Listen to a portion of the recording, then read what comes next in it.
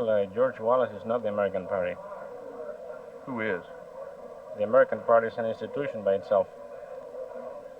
George Wallace was a candidate. Well, we will hope for a return of George Wallace to the ranks, and we're going to continue on as we have in the past. We'll continue to organize our states. We'll continue to seek candidates for office wherever possible. We will continue in the same manner and upon the same principles. The American Party, of course, we respect Governor Wallace a great deal, but parties, of course, they stay on. Different candidates come and go. Without Mr. Wallace, it would take a longer time for it to become a large and viable political force. Actually, the American Party as a party has developed more in this campaign in spite of the low vote that our presidential and vice presidential candidates received, has actually gained in strength in all the various states as a party, as opposed to the campaign of the George Wallace campaign. Of course, we miss a man with the following that George Wallace built up over a 20-year period, and we wish we could have polled the 10 million votes he polled.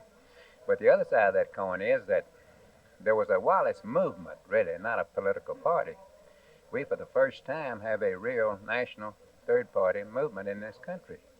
There were about 43 states represented at the convention in Louisville. We got on the ballot in 32 states. After the last campaign of George Wallace, there was no activity, nothing. Everything fell apart.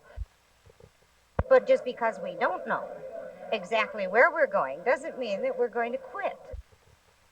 There's nobody that's ready to throw in the sponge and say, well, gee whiz, if we can't have George, we haven't got anything.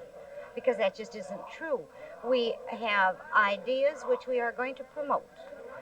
And we're going to build a party with which to promote them, and it's that simple. Do you think that there's any danger now that Wallace has perhaps left the party, and with the talk about a takeover of the party by the John Birch Society and so forth, that it moved too far to the right to enlist broad-based support?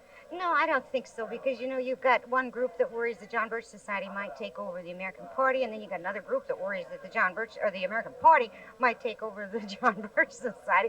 So it's come see, come saw. No, I don't think there's any danger of that. I think we will stand very firm on the principles on which the party was built.